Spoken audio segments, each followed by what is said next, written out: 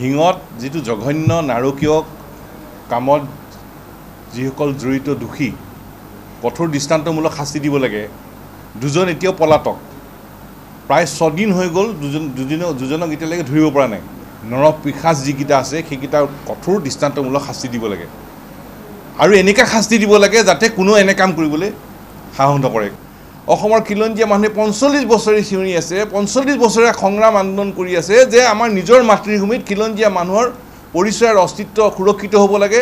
এই কথাটো কৈয়ে আছে, কিন্তু সমাধানটো কৰা নাই। চুক্তি হৈ যোৱাৰ পিছত সকলো দলৰ চৰকাৰ আছিল দিল্লী দিছপুৰত, কোনো অসম চুক্তিৰ ৰূপায়ণে জ্বলন্ত বিদেশী সমস্যাৰ সমাধান কৰা নাই, যাৰ কাৰণে সমস্যাটো ভয়াৱহ হৈছে। এতিয়াতো আমাক কোনোবাই উপলুঙা কৰে, বাংলাদেশীনো কেইটা আছে উপলুঙা কৰে, চুক্তিখননো কি এইটো উপলুঙা কৰে। কিন্তু উচ্চতম ন্যায়ালয়ে কি ক'লে? উচ্চতম ন্যায়ালয়ে কৈছে ব্যাপক সংখ্যক অবৈধ বাংলাদেশীৰ প্ৰব্ৰজনৰ ফলত অসমত বহিৰাগ্ৰাসন আৰু আভ্যন্তৰীণ অশান্তিৰ সৃষ্টি হৈছে। INDT বাতিল কৰোঁতে উচ্চতম ন্যায়ালয়ে কৈছে ব্যাপক সংখ্যক অবৈধ বাংলাদেশীৰ প্ৰব্ৰজনৰ ফলত অসমত বহিৰাগ্ৰাসন আৰু আভ্যন্তৰীণ অশান্তিৰ সৃষ্টি হৈছে। অসমৰ ৰাজনৈতিক নেতৃত্বই কৈছে প্ৰতিবেদন পালেই কাৰ্যকৰী কৰা হ'ব। ক'ত গ'ল প্ৰতিশ্ৰুতি? প্ৰতিশ্ৰুতি অসাৰ হ'ল। তাৰ কাৰণে আজি পৰিস্থিতি।